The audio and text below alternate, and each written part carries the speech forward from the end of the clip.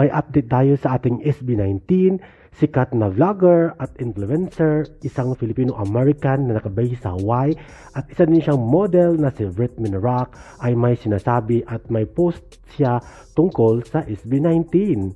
Ito nga ang kanyang post, nakapasok na raw in just 5 hours ang album ng SB19 na pagtatag sa bansang Greece.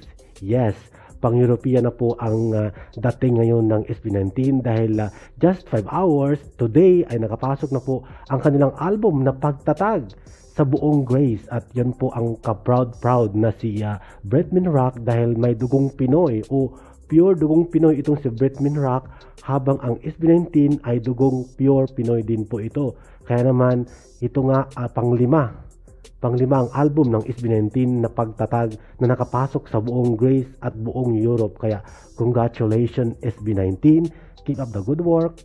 At kung matandaan ninyo ay may sinasabi din itong si Britman Rock about SB19 sa pagkapasok ng kanta nila sa Billboard chart. At yun nga sabi nila, Pilipino na boy band lang, nag-iisang SB19 ang nakapasok ng ganito nominated sa Billboard chart. Kaya naman proud din ito si Britman bilang isang Pilipino